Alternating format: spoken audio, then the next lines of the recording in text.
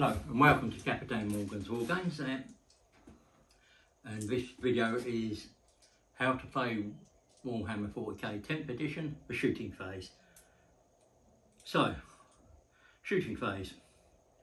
Your first thing is you look at every unit on the table and see what is eligible to shoot. A unit is eligible to shoot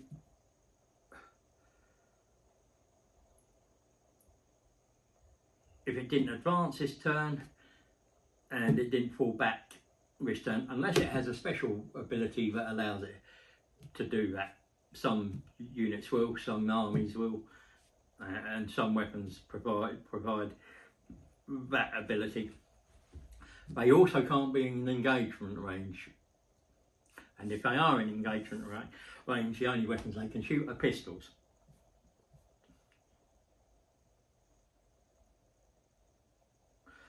Also note, once you finish all your shooting attacks, you can move on to the charge phase. So, I'm going to choose this unit to shoot. I'm now going to say to my opponent, all my models are going to attack that unit, or 2 of those models are going to attack this unit, 3 of my models are going to attack that unit. But what I can't do is say this model will shoot 2 of its attacks there and 2 of its attacks there. You can't do that. But what you can do is say two models, boom, 3 models, boom.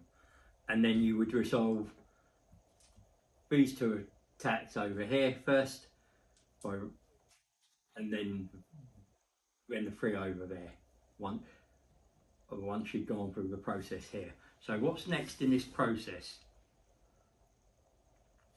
So, to be able to select a target, a unit as a target, you've got to have at least 1 model in range.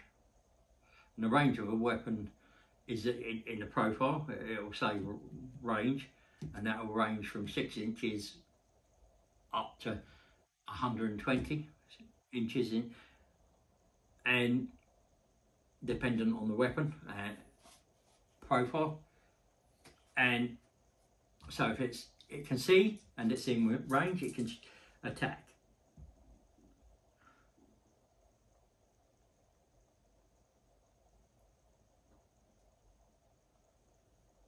And you can shoot different weapons that attack. So I could shoot all, say I had bolt guns, I can shoot all the bolt guns there, and they had rocket launchers, I could shoot the rocket launchers over here, and they had pistols as well. I couldn't use the pistols. If I shot with the pistols, I couldn't use the other weapons. Hope that makes sense. So, you can't attach units such as leaders with precision keywords, and even if you've got a character that's a lone operative, you can't target him unless you're within 12 inches of him, and again he's not within a certain distance of other units. A bit complicated, I know, but it's a way. So once you've decided that all the models that can shoot will shoot. So for example, in this case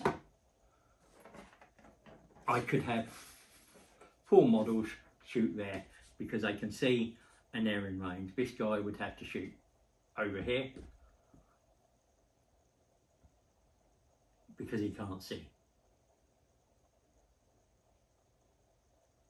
So I make my attacks, which is in the weapon characteristics profile on the weapon. It will be denoted by an A. So I'll pick them that number of dice up. So I've got 4 models, 1 shot each, 4. I go along the weapon profile, and there's a ballistic skill. That's your to hit roll. You roll your to hit roll, boom.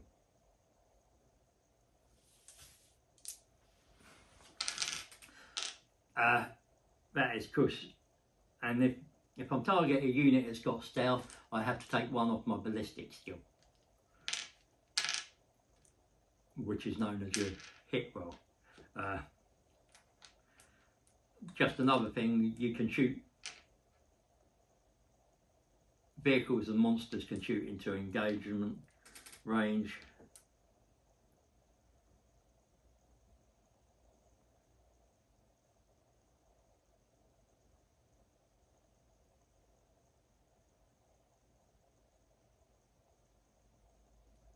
But they are -1 unless it's a pistol. And again, against a monster or vehicle, unless you're shooting with a pistol, you can only attack. You get a -1 to your hit roll. But if you're against the normal infantry, you would only ever be able to use pistols.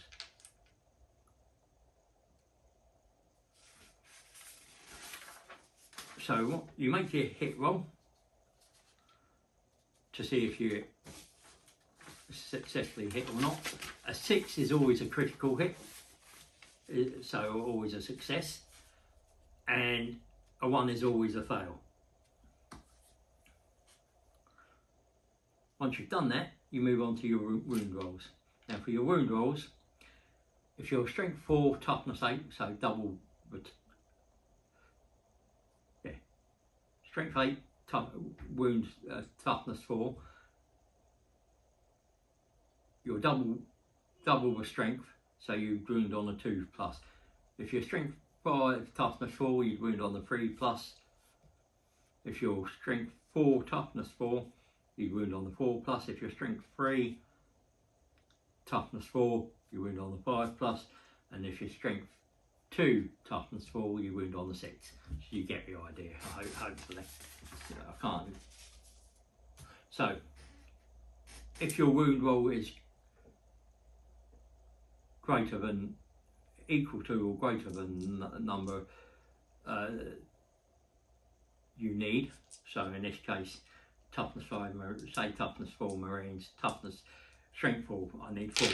So every roll of a 4, 3 in this case, would be a success. And I would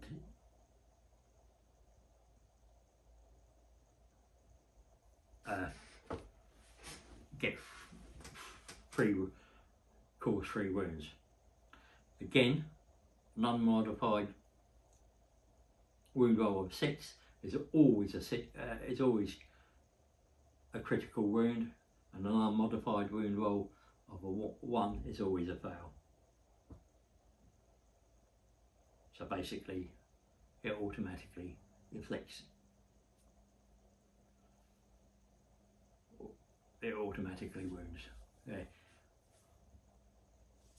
So then, if an attacking player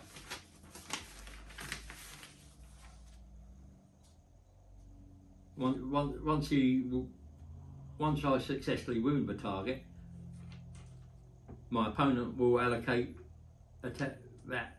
these attacks to a model, so he can apply them to any one of those models, and he will do it tactically, take them away so that they're further away to charge, that another unit can't see them, whatever. It would be done strategically. Or we might be in control of an objective marker here, and you might take away models this end so that you're still in control of the objective marker. There are a number of ways.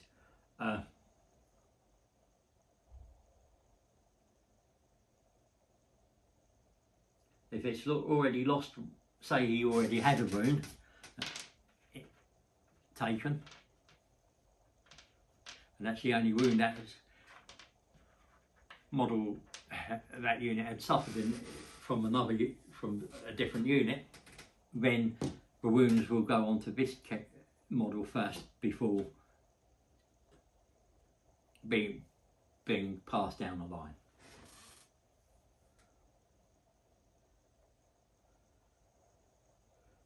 Your opponent then would make saving throws. There's two types of saving throws: armour save, which is on the top of the data cards and is represented by an SV, or an invulnerable save. An invulnerable save can't be modified.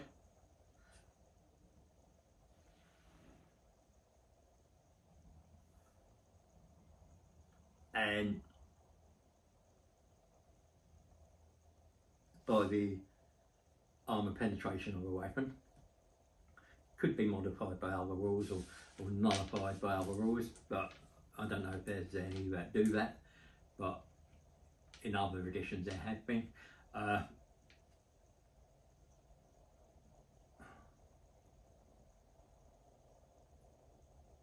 And you can't roll both saves, you've got to choose one or the other, and usually you choose the best of the two saves, unless there's a case where certain models have an invulnerable save, and if you fail it, they lose that invulnerable save.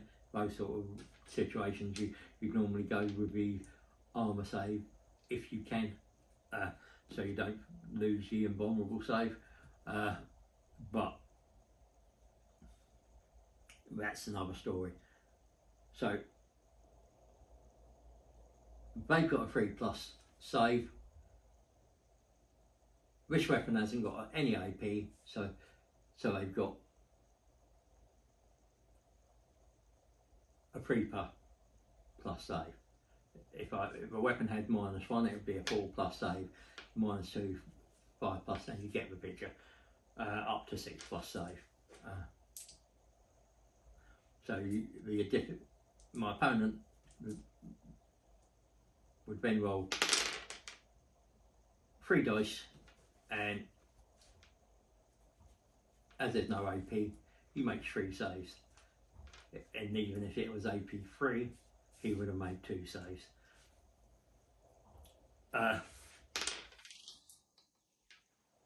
They can improve their armour save if they're within a terrain feature. So if they were all like this, they would get benefit of cover. So that means their saving throws improved by 1. So if only if the weapon is AP 1 or better. So my weapon would make it armour 4+, that the cover save would put them back to 3+. Also, if in this example here, as I'm showing, only 4 of my models can see that unit, like so.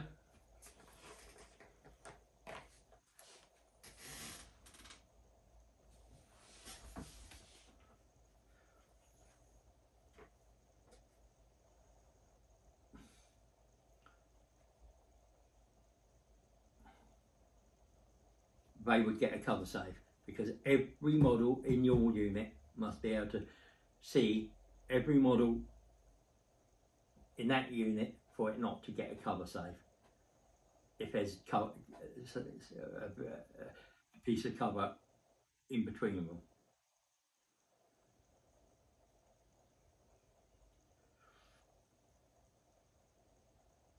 It also works if they're like that and I'm like that, I can't target that unit because I can't see them. So I'd have to target one of these 2 units. But that's just getting through having to backtrack because of the way they write. Now all weapons have an ability. So we'll go through those abilities now. Assault weapons can be shot if they advance. Rapid fire weapons will have a number next to the rapid fire keyword, and if you're within half range, so if it was rapid fire 2 and the weapon was 12 inches, if you were within 6 inches of your enemy unit, you would get 2 extra attacks on top of the weapon's attacks. ignores cover, says what it's on the paper. It means the enemy unit doesn't receive any benefits of any type of cover to their saving throw. Twin link means you can re-roll the wound rolls, which we'll get back onto wounding your target in a minute. Pistol weapons can shoot when they're in engagement range, combat basically. An engagement range is within an inch of an enemy model, and automatically it puts you in combat. You can only shoot with a pistol and not its other weapons, or you can shoot all of its other weapons and not the pistol. It's some units may have the ability to shoot everything, including pistols. There are a few out there, but again, they're exceptions to the rules. Torrent weapons will automatically hit, so you just go on to a wound rolling stage. Lethal hits means every time you roll a 6 on the dice, that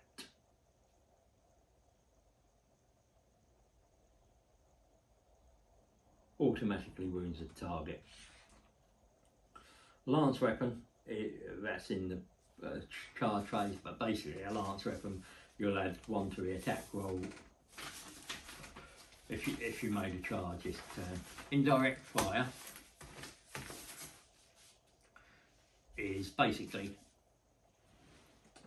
we were talking about only being able to shoot targets visible to you. Indirect fire is an exception to that, meaning that if these weapons had indirect fire, I could still shoot this unit even though I can't see them, but I would do -1. So if they're ballistic skill 5, I would have to roll 6s on the dice to get at it. I didn't this time, so they all failed. There's less chance of hitting, basically, and they would get the ignores cover benefit. Precision attacks. If a weapon's got precision, it means you can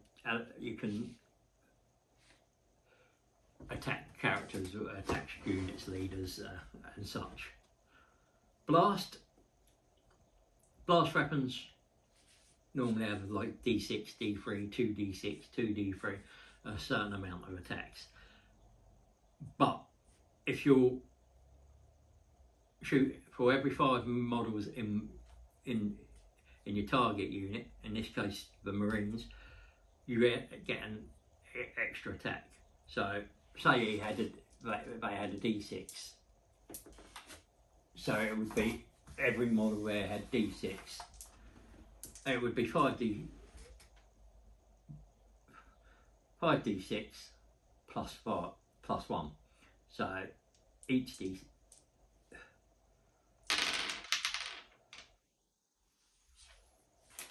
there would be a D6 plus 1 for each one. So you'd have 5D6 plus 5. In this case it's 10, 15, 17, that's 22 attacks. Mounter will have a number against it, and what it means again is if it's within half range of a target, it will do that amount of extra damage to the target. Heavy weapons. Now when you move, when you used in the old editions, when you moved with a heavy weapon, you used to get a penalty of -1 to hit. They've changed that around slightly in this edition, which I think is really cool. It's giving you a bonus for not moving. So if you don't move with a heavy weapon, you can add 1 to hit rolls. So say these orcs had heavy weapons, I could now instead of hitting on 5 and they didn't move, instead of hitting on 5s, I'm hitting on 4s. Hazardous weapons. So when you shoot with hazardous weapons, after you shoot with the hazardous weapons, for every hazardous weapon, and say it's 5 in this unit, you would have to roll 5d6, and I get 1-1. That means one model is destroyed, unless it's a character like Guilliman and say a 6. Now I would have to say, right, I'll do Guilliman's hazardous weapon first. He's fine. The other 5, one model dies and he's gone. What I couldn't do is say, oh, Guilliman's weapon's got a 1, and because he's a character, he gets 3 mortal wounds in case, in thing. I couldn't then go say, oh well, they'll take the mortal wounds for him. He would have to take the mortal wounds himself. I hope that makes sense. It's the simplest way I can explain it, I think. Devastating wounds is basically if you roll a 6 to wound, then that will cause an amount of mortal wounds equal to the damage characteristic. If it's a d6, it will be d6 mortal wounds. If it's a d3, or if it's 2, if it's 1, whatever, that's the amount of mortal wounds that you would your opponent would have to allocate to his model or models on the devastating wound. Sustained hits is basically every time you roll a 6 to hit, you'll get a number of additional hits depending on what the sustained hits, the number after that is. It could be sustained hits 1, you get 1 extra attack for every 6 you roll. If it's a 2, it's two additional attacks, and so on. Extra attacks means you would attack. Weapons with extra attacks means you would attack with its normal weapons, and then you get extra attacks with the other weapon on top of that. Anti will score a critical wound against infantry, vehicles, or whatever keyword it says. It might be anti-vehicle, might be anti-infantry. So it would score a critical hit on the number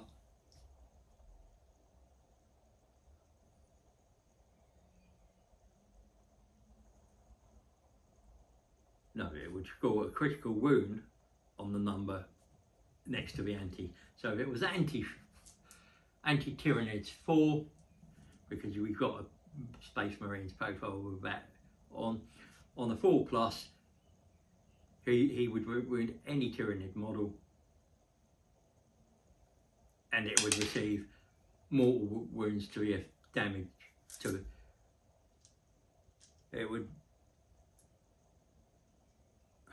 It would successfully wound that. You might need a 6, but because it's anti-Tyranids, it only needs a 4 to wound. So that sort of thing. Then we move on to the next stage, which is inflict damage.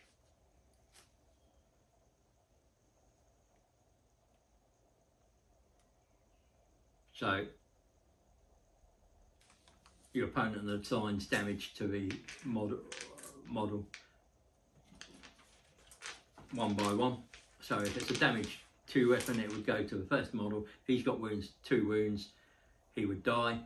If he's got 3, he would be with 1 left. If a damage 3 and he's got 2 wounds, the damage wouldn't carry over to the next model unless it's mortal wounds. Some models have another ability called Feel No Pain, another type of save, and so damage save. So I wounded the first model, had 3 wounds on. He's got a Feel No Pain of 5+. So for every 5, he saves a wound, but that won't happen. And mortal wounds, you get no save against, except for Feel No Pain. which is an ability just to ignore that wound. So if I did devastating wounds and it was devastating wounds 3, he would roll that, he'd take 2 wounds and it he'd take 2 damage, and that would come off the number of wounds the model had. Now, when you kill larger models and vehicles, they might have something called deadly demise. We'll use this because it's easy. Deadly demise is anything within 6. You roll, if it's reduced to 0 hit points, what you do is roll a d6. On the 6, deadly demise happens, and it would suffer. Each unit within 6 inches will suffer the number of mortal wounds on the deadly demise next to the deadly demise. It might be D3, it might be D6. So for every unit, in this case there's 3 units, you'd roll 1 for this unit first, suffers 6, suffers 1, suffers 5, and they'd suffer that many mortal wounds.